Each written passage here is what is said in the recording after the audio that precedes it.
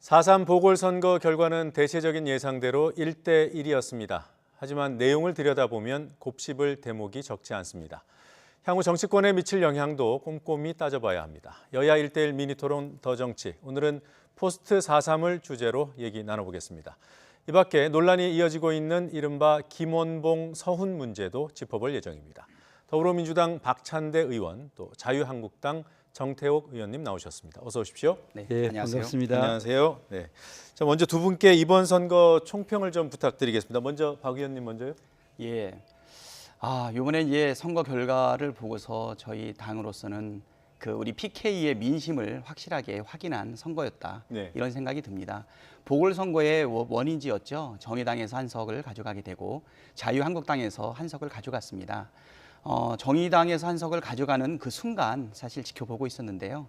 극적으로 역전하는 모습을 보면서 예. 사실 좀 감동의 순간도 같이 예. 가져오게 되었습니다. 예. 특히 저희 같은 경우에는 기대가 없었던 것은 아닌데요. 역시 어려운 지역에서 우리가 PK 민심을 얻기 위한 노력은 많이 부족하지 않았나 이런 생각이 들고요. 앞으로 국정 운영이라든가 우리 민주당에서 우리 민심을 얻기 위해서 어떤 노력을 더 해야 될 것인지에 대해서 가르침이 있었던 좋은 선거였다라고 생각이 됩니다. 네, PK 민심을 아직 많이 얻지는 못했다라는 것을 인정하신 것으로 이해했습니다. 네. 한국당에서는 어떻게 총평하고 있습니까? 이제 세 가지 측면을 저희들이 이해를 하는데, 첫 번째 측면에 있어 가지고는 자유한국당이 지난 탄핵 이후로 예. 상당히 침체돼 있었지 않습니까? 대선에서 그리고 지방선거에서 아주 대패를 했는데, 이번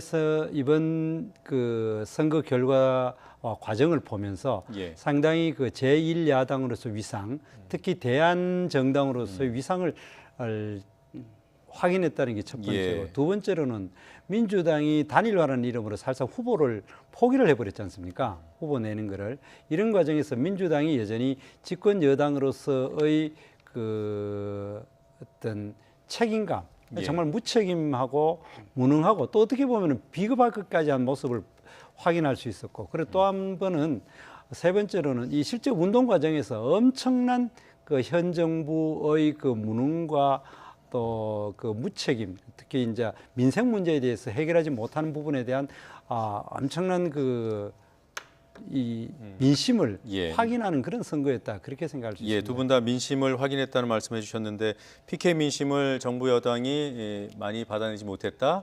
정부 여당에 대한 비판 민심을 확인했다, 이렇게 말씀하셨고요. 하나만 추가를 한다라고 하면 총선 이어서 대선, 그리고 대선 이어서 우리 지방선거에서 우리 국민들이 민주당에 대한 사실은 많은 지지가 있지 않았습니까? 그렇지만 이제 국민들은 정치권을 바라볼 때 일방적인 지지보다는 균형점을 가지고 있다. 그래서 오히려 이런 조정 과정을 거치는 그런 우리가 지혜의 기회를 줬던 것이 아닌가. 네, 알겠습니다. 근데 제 생각이에요. 그게 뒤에서 또 말씀하실 기회가 있는데. 그래요. 그런데 그 이야기하셨는데, 이제 균형을 찾아왔다, 이렇게 우리가 평가도 할 수 있겠지만은, 이번 과정은 사실 지방선거 기간으로 보면 9개월밖에 되지 않는 시점에 이렇게 정부 여당이 급격하게 무너지는 모습을 이라는 측면에서 봐야지, 이게 예전에 같이 여야가 균형점을 찾았다 이렇게 해석을 하면은 정부 여당이 제대로 이번에 선거 민심을 제대로 파악하지 못했던 게 아닌가, 저는 그렇게 생각을 합니다. 예, 지금 창원 성산부터 좀 더 구체적으로 데이터 보면서 말씀을 좀 나눴으면 좋겠습니다. 창원 성산 어제 선거 결과 최종 결과입니다. 정의당 민주당 단일 후보로 나섰던 여영국 후보가 45.8%를 득표했고요. 자유한국당의 강기훈 후보는 45.2%로 아깝게 낙선을 했습니다. 두 후보 간의 표 차이는 불과 500여 표 차이였습니다. 이게 지금 과연 20대 총선 때와 비교했을 때 두 정당의 득표율이 얼마나 변한 것인지 좀 확인해 볼 수 있을 것 같아요. 20대 총선 2016년 치러진 20대 총선에서 고 노회찬 의원은 51.5%를 득표를 했고요. 그때도 출마를 했던 강기훈 후보는 40.2%였기 때문에 수치상으로 보면은 정의당은 단일화를 했음에도 불구하고 득표율이 떨어졌고요. 또 새누리당 그리고 한국당은 득표율이 올라갔습니다. 이렇게 보면은 지금 우리 정 의원님 말씀이 좀 맞는 거 아닌가요? 일단은 우리 노회찬 우리 진보 정치를 대표하는 사실 그분의 어떤 개인적인 역량도 상당히 있었다라고 보이게 됩니다. 네.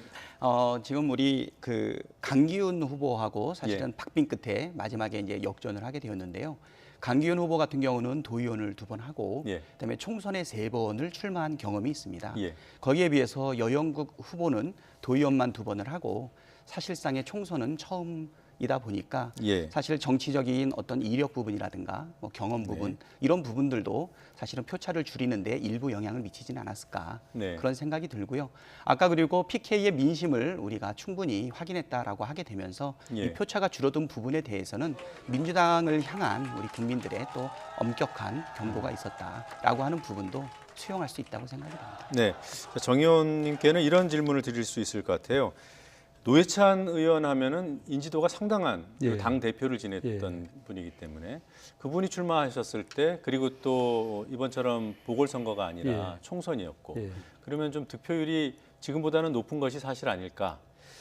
그런데 이제 노회찬 전 의원하고 여영구 후보와의 어떤 그 인물 비교라고 하지만 그러나 실제로 그 개인 그 인지도에 있어 가지고는 여영구 후보도 그 도의원을 2번이나 했기 때문에 굉장히 많이 알려져 있었습니다. 그렇기 때문에 그 의미는 없고 전체적으로 제가 바라보는 측면이 이런 겁니다.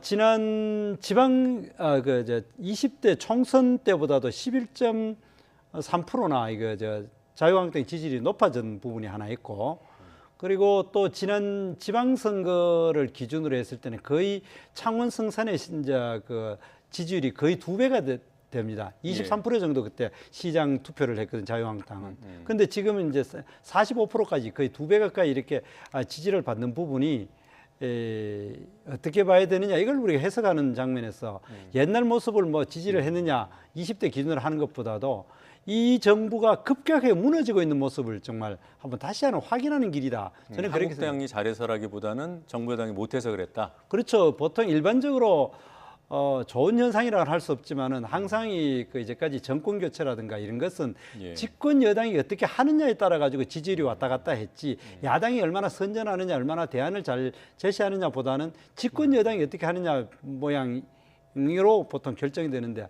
이 문재인 대통령이 이제 그 촛불 전국일 때 그리고 집권하는 과정에서 온갖 아름다운 공약을 다 내놨습니다. 그런데 그게 하나도 지켜지는 것도 없고 오히려 민생은 더 파탄이 나고 또 의외로 굉장히 오만한 모습으로 그 국민들에게 다가가는 모습에 대해서 여기에 대해서 이번에 심판이 있었지 않냐. 물론 이제 이번 선거는 보궐선거고 아주 그 PK의 한 지역이지만 워낙 전국적인 관심이 있었기 때문에 전국적인 이슈가 됐기 때문에 이번 심판은 단순히 창원 성산에 하나에 그치지 않고 전 국민의 민심이 집약된 결과다. 그 결과 민심이라는 거는 결국 이 문재인 정부에 대해서 엄청난 그 실망, 분노 이런 것이다 이렇게 평가하고 싶습니다. 팩트 하나만 정정을 하면은 강기훈 후보가 20대에 비해서 한 6%포인트 상승한 거죠? 아니요. 11.3%입니다. 그래요? 20대 때 그리고 20대 때 40.2%였고 그때 당시에 이번에 이제 그게 아니라 지난 이제 그 20대 때에 노회찬 후보에 비해서 11.3% 지다가 이번에 격차가 줄었다는 말씀하시는 그러다가 거죠? 이번에 격차는 0.5%로 줄어들었다 그 이야기를 합니다. 알겠습니다. 자, 지금 이번 결과를 보면 그야말로 박빙이었어요. 아차하면은 정의당이 지고 한국당이 당선될 뻔했습니다. 이 승패를 가른 요인이 뭐였다고 보십니까? 승패를 가른 요인은 단일화에 있었다고 당연히 생각이 되고요. 마지막까지 내가 볼 때는 그 보수 정치를 잘해서 우리가 지지를 해줬다기보다는 요번에 몇 가지 마이너스 되는 부분도 분명히 발생을 했다고 생각이 됩니다. 그 인사청문 과정에서 국민들의 시각에 맞춰주지 못했던 한 후보는 철회를 하고 또 한 후보는 사퇴를 했던 부분 이런 부분이 좀 있었고요. 그리고 전 세계적인 어떤 경제적 어려움 속에서 대한민국도 거기서 예외가 되지 못했고 뭔가 확실한 돌파구를 국민들한테 보여주지 못했던 부분, 결국 이제 먹고 사는 부분에 대한 고단함이 예. 좀 더 빠른 경제적 성과로 이루어지기를 바라는 국민들의 마음도 일부 영향을 미치지 않았나, 예. 저는 그렇게 생각이 됩니다. 지금 말씀하신 어떤 그 정부 여당의 어떤 오만한 모습들 이런 부분도 표심에 담겼다고 보십니까?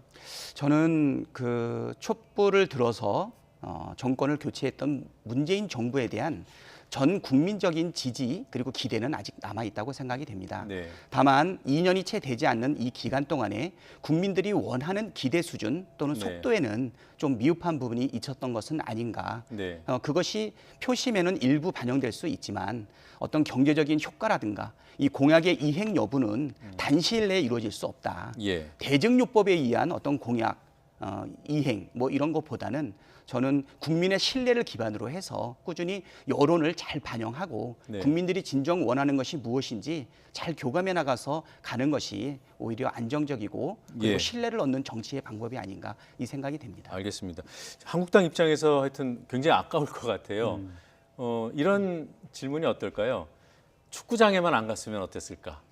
뭐 이런 또는 뭐 그러니까 오세훈 전 시장의 그 노회찬 의원 발언이 혹시라도 악영향을 미쳤다면 그 발언만 없었으면 어땠을까? 어떻습니까? 근데 항상 우리가 세상 일이 다 그렇다시피 뭔가 결과가 좀 부족할 때는 예. 아쉬움이 남는데 네. 실제로 어느 것이 결과에 영향을 미쳤는지가 알 수가 없습니다. 축구장 그분이 실제로 그 우리가 뭐 이 축구하는 팬들에게 다소 불편을 끼친 것은 사실이지만 그것이 실제로 이제 그 당락에 얼마나 영향을 미쳤는지 그런 알 수가 없다라는 생각을 하고 예. 근본적인 이번 선거를 그래도 어려운 상황에서 자유한국당이 약간의 선전을 하게 된 가장 큰 이유는 결국 아까 박찬대 의원님 이야기하신 대로 이 정부가 민생 문제를 제대로 해결하지 못하고 급격하게 국민의 생활을 수준을 떨어뜨렸다는 점이 가장 큰 문제입니다. 실제로 저도 이제 2번이나 현장에 지원을 하러 갔었는데 거기에 대한 정말 이구동성이라 그럽니까? 정말 대단한 이야기를 들었고 또 한 가지는 이번에 그 장관 인사청문회와 예. 또 그 청와대 대변인의 어떤 특혜 대출과 부동산 투기에 대한 국민적인 분노 이것이 아마 결정적인 모습. 앞에 문제는 경제 민생 문제는 정말 무능과 무책임하다는 측면. 그리고 예. 또 장관 청문회와 이 대변인의 부동산 투기 문제는 그야말로 오만함과 그리고 또 내로남불의 어떤 전형적인 모습을 보면서 과연 촛불로 정권을 잡았다고 이야기하는데 나은 것이 무엇이면 무엇이 더 좋아졌는지를 예. 아무것도 보여준 것이 없다. 저는 그렇게 생각을 합니다. 혹시 한국당 잘하라는 그런 여론을 못 들으셨습니까? 한국당 잘하라고 이야기하는데 사실 두 가지입니다. 실제 잘하는 것도 있고 좀 문재인 정부의 폭주와 폭정에 대해서 왜 제대로 더 강하게 막아라. 강하게 막지 않느냐라고 네. 이야기하는데 사실 그건 그분들의 아마 그 굉장히 소박한 그 말이라고 생각합니다. 그러나 또 우리가 더 싸운다고 해결되는 문제는 아니라 가지고 예.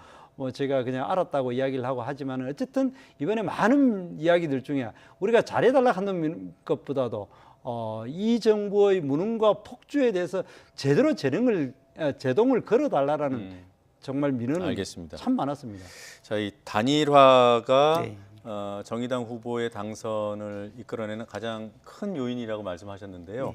평가가 앞으로도 계속 이뤄질 것 같아요. 왜냐하면 여당과 야당의 단일화였고 네, 예. 또 총선이 이제 불과 1년밖에 안 남았기 때문에 그럼에도 불구하고 여러 가지 비판이 있는 건 아실 테고요. 그럼에도 불구하고 단일화의 명분이 있다고 보십니까?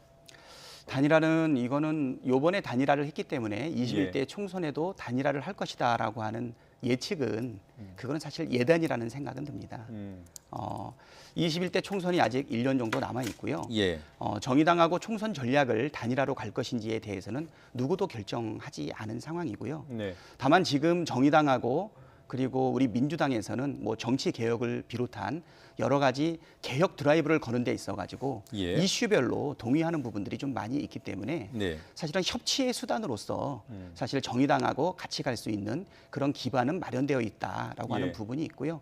그리고 이번에 여영국 후보의 당선으로 인해서 뭐 좀 이따 또 언급이 될지는 모르겠지만은 원내 교섭단체를 만약에 구성한다라고 하면 그러면 3개의 원내 교섭단체에서 4개의 교섭단체가 만약에 이루어진다라고 하면 오히려 이 부분이 이슈에 대해서 좀 더 다양하고 폭넓은 협치 등을 통해서 협치는 야당끼리 협치하고 여당은 협치 안 하는 대상은 아니지 않습니까? 그러니까 우리 민생을 더 낫게 하고 그다음에 정치의 개혁을 이루는 데 있어서는 여야 구별 없이 이슈별로 협치할 수 있는 계기는 마련되어 있다라고 볼 수 있다고 생각됩니다. 이번에 단일화했다고 해서 내년 총선에 단일화한다는 결정은 아무도 안 했다. 그거 뭐 이해가 됩니다만 지금 말씀이 그렇다고 단일화를 안 한다, 배제한다 이것도 아니죠? 지금 현재로는 예측할 수는 없다. 알겠습니다. 단일화 어떻게 평가하십니까? 저는 아까 이야기를 했습니다마는 이거는 단일화라는 이름으로 실제로는 후보 내기는 포기했습니다. 실제 정부 여당이라서는 국정에 대한 책임을 지고 있기 때문에 국정을 펼치고 난 다음에 거기에 대해서 당당히 후보를 내가지고 평가를 받는 것이 정부 여당이 해야 될 책임이라고 생각을 합니다. 그런데도 후보를 단일화라는 이름으로 포기를 해버리는 거 이거 정말 굉장히 무책임하고 무능하고 또 어떻게 보면 굉장히 비겁한 일이다 이렇게 생각을 합니다. 그럼 차라리 정의당하고 그렇게 단일화하고 싶으면 차라리 합당을 하는 것이 국민들에게 혼란을 주지 않는 길이다 생각합니다. 그렇다면은 차라리 국민들에게 혼란도 주지 않고 제대로 판단하기도 할 수 있는데 이렇게 문의는 정의당 같은 경우는 야당으로 있고 실제로 하는 것은 여당하고 같이 이렇게 한다라는 것은 이 정치 도의상으로도 굉장히 맞지 않는 일이다 이렇게 이야기를 하고 이런 것을 바라보면서 이번에 패스트 트랙이란 이름으로 선거법 개정하는 것이 얼마나 불공정한 정치적인 야합 내지 공작 정치가 가능하게 하는 것을 보여주는 대표적인 사례라고 생각을 합니다. 저도 한 말씀 말씀하십시오. 사실 각 당이 후보를 내고 선거에 이기는 것만큼 또 뭐 중요한 일이 또 있겠냐 그 부분에 대해서 사실 동의를 합니다. 그렇지만 대한민국의 정치는 정당의 목적을 달성하는 것과 동시에 국민들의 민의를 어떻게 반영하는가라고 하는 것도 똑같이 중요한 요소라고 생각이 되거든요. 지금 촛불 이후에는 민의가 어떻게 정치에 반응이 되고 또 정치인들이 그러한 민의에 대해서 적절하게 어떻게 반응하냐가 굉장히 중요하다고 생각이 됩니다.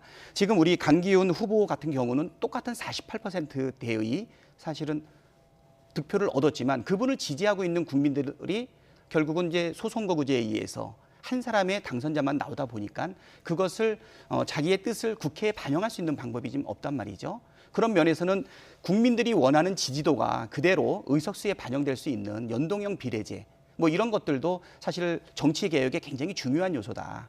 저는 그렇게 생각이 되기 때문에 정의당하고 민주당이 예를 들어서 연동형 비례제와 관련해서 합의를 이루어내고 민심을 반영할 수 있다라고 하면 정당의 이해관계를 뛰어넘어서 중요한 일이 아닌가 이렇게 생각이 됩니다. 일단 제가 단일화 문제를 여쭤봤는데 자연스럽게 그 선거제 개편 얘기로 흘러왔습니다. 지금 말씀이 연동형 비례대표제 지금 그 여야 4당이 논의하고 있는 그 방안이 되면 구체적으로 말씀 안 하셨습니다만 강기훈 후보 같은 경우에 석패율제에 의해서 당선이 될 수도 있다 이런 취지인 것 같아요. 그런데 그런 이제 무엇이 공정하냐라는 걸 따졌을 때 우리나라는 기본적으로 대통령 중심적 국가입니다. 그렇다고 하면 대통령 뽑을 때는 석패율일 정도가 아니라 얼마나 많은 사표를 가져옵니까? 그러면은 국회에서 사표를 가져오는 게 부당하다 그러면 대통령도 차라리 한 200~300명을 뽑아가지고 그렇게 해야 되는 거 아닙니까? 그런데 원래 대통령 중심제라는 것은 대통령이 만들어지면은 지금은 굉장히 강력한 대통령제였습니까? 그러면은 강력한 야당이 출연하도록 해가지고 대통령과 국회가 견제와 균형을 하도록 했는데 대통령은 강력한 권한을 그대로 가지고 있으면서 국회만 다당제로 해가지고 중소 정당들이 난립하게 만들어 놔놓으면은 여당의 독주 그리고 대통령이 강력하고 여당 중심의 연립 여당이 만들어져 가지고 했을 때 그걸 누가 견제합니까? 그거는 근본적으로 우리나라 헌정 체제의 원리와도 맞지 않는 부분을 이야기하고 그런데 아까 사표를 이야기하는데 사표를 왜 뭡니까? 국회만 사표를 이야기합니까? 그럼 결국에는 대통령도 200~300명을 뽑아가지고 비슷하게 뭡니까? 강요수를 나눠야 될 거 아닙니까? 아니 대통령은 한 자리고 그러니까 사실은 강요수를 국회는 나눠야 될 300자리 아닙니까? 그러니까 이 300자리를 결국 민의를 반영하는 방법이 가장 지금 현재 고안되고 있는 그리고 방법은 제가 또 연동형 비례제다. 이야기를 합니다마는 네. 강력한 대통령제 하에서 네.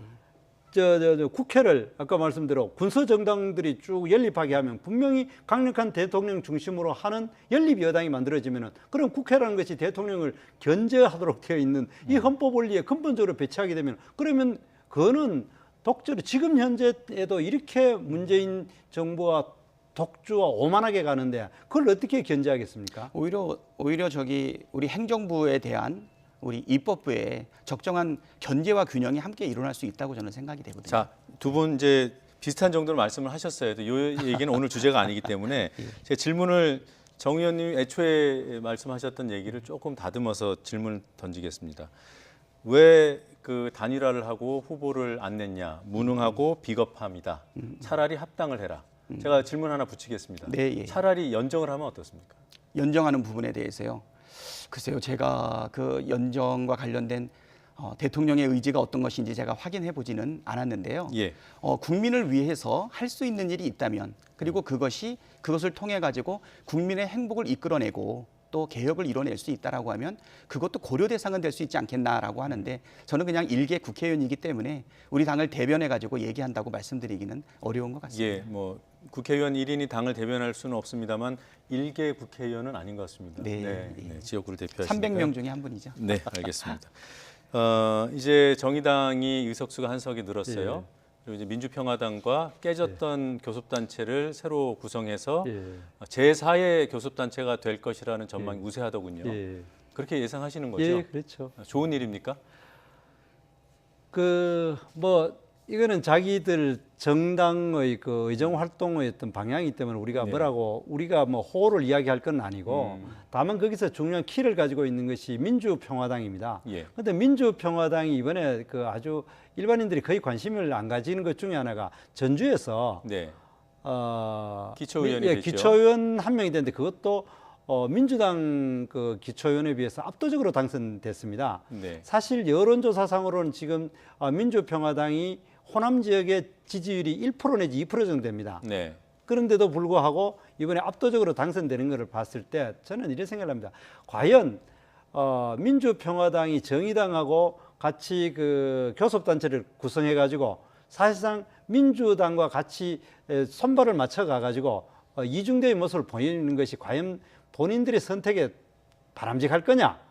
왜 그러냐면은 지금부터 1년 후에 정확하게 1년 후에 총선이 있을 때 네. 결국에는 민주당에 대해서 제대로 각을 세우고 거기에 대해 실정을 비판해야 되는데 이제까지 발맞춰 가지고 정의당하고 그 민주당은 거의 사실 거의 초록이 동색인 상황에서 거기에 발을 맞춰가 했을 때는 오히려 굉장히 그 선거 전략상으로 또는 실제로 정당의 존립 목적상으로 맞지 않다. 야당이면 야당다워야지 여당의 준여당에 해당되는 정의당과 교섭단체를 만드는 것이 과연 정치 도의상 맞는지 그건 한번 따져봐야 될 문제다 이렇게 생각합니다. 근데 이명박 정부 때도 그랬고 박근혜 정부 때도 그렇고 제 기억으로는 그 당시 여당에서 정부가 잘하면 좀 협치하고 도와주고 뭐 그렇게 하자고 하지 않았던가요? 그런데 이제 지금 도와주고 하는 건 얼마든지 저희들도 자유한국당도 사안에 따라 가지고 이번 그 여러 가지 법률에서는 정부 여당이 발맞춰 가지고 해서 규제 샌드박스법 같은 경우는 대승적으로 다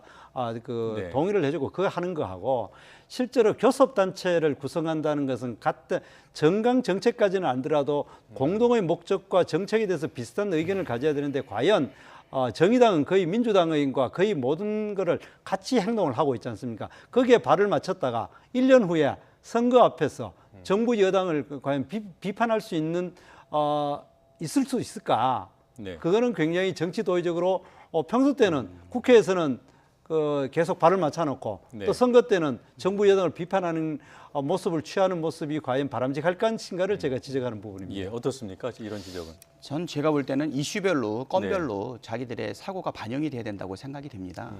예, 정의당이 추구하고 있는 정강 정책과 네. 우리 당이 추구하고 있는 정책적 방향성이 이슈에 따라서 같을 수도 있고 네. 또 다른 부분도 분명하게 있지 않겠습니까? 사실 합당을 하면 어떠냐라고 얘기를 하셨는데 그거는 참 어려운 얘기죠. 네. 자기 당의 고유한 달성하고자 하는 목적이 있기 때문에 근데 아까 연정을 얘기하고 또는 만약에 서로 교섭단체를 만들어서 협조하고 하는 부분들은 결국 우리가 정치를 하는 이유가 무엇이겠습니까? 국익을 위하고 사실 국민들의 마음을 사실 살피기 위해서 우리가 정치를 하는 것 아니겠습니까? 야당이 돼가지고 무조건 여당하고 반대하는 것이 정치의 목적은 분명히 아니라는 것을 인정하실 거라고 생각이 되고요. 네. 정부 여당이 내는 정책도 우리 국익을 위해서 이익이 된다라고 하면 반드시 나는 야당에서 같이 협치할 거라고 생각이 되는데 지금 국민들의 우려는 우리 정부 여당이 부족한 부분이 있다면 그 부분에 대해서 야당이 협조하고 협치를 통해서 대한민국의 개선이라고 하는 목적을 위해서 진행이 돼야 될 텐데 정쟁으로만 쏠리는 것이 아닌가라고 하는 우려가 있다고 생각이 되는 것이죠. 예. 지금 다른 얘기를 더 이어가면 또 하나의 주제, 그 김원봉 선생 서훈 문제를 얘기할 수 없어서요.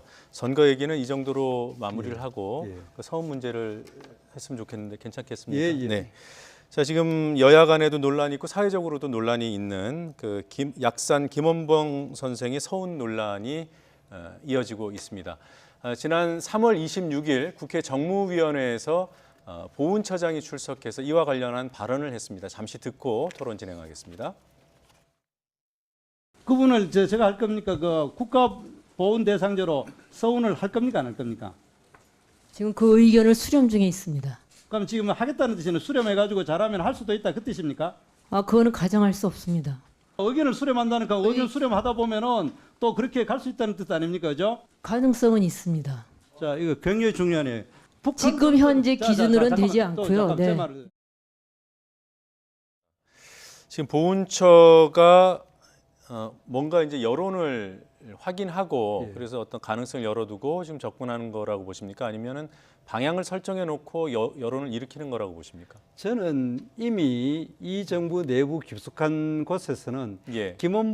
약산 김원봉 선생을 아마 훈장 서훈을 할 거라 작심을 하고 그쪽으로 지금 여론을 몰아가고 있다고 생각합니다. 그래요? 그 가장 큰 이유는 지난 2015년 8월 15일 날 그 문재인 대통령께서 페이스북에다가 네. 약산 김원봉 선생에다가 마음속으로나마 훈장을 주서하고 잔을 한 잔 올리겠다라는 네. 그런 페이스북 글을 올렸습니다. 2015년에요. 15년이죠. 그때 네. 당시에는 이제 대통령이 되시기 전이죠.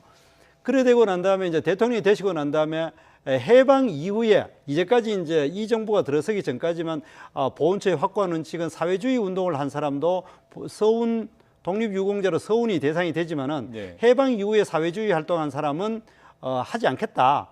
이렇게 돼 있었는데 이 정부에 들어가 그걸 또 무너뜨렸습니다. 어떻게 무너뜨렸냐면은 해방 이후에 사회주의 활동을 하더라도 북한 정부에 대해서 직접적으로 이 정부 수립에 기여하지 않으면 안 하겠다 이렇게 이야기를 해놔놓고 거기에 대해서 정면으로 어긋나는 사람이 바로 약산 김원봉 선생입니다. 네. 그러니까 지금 현재 정부 여당의 사실상 관리의 손아귀에 있는 이 보훈처요? 이제 MBC가 그 김원봉 선생에 대한 드라마를 20부작을 엄청난 돈을 들어가 제작을 하고 있습니다.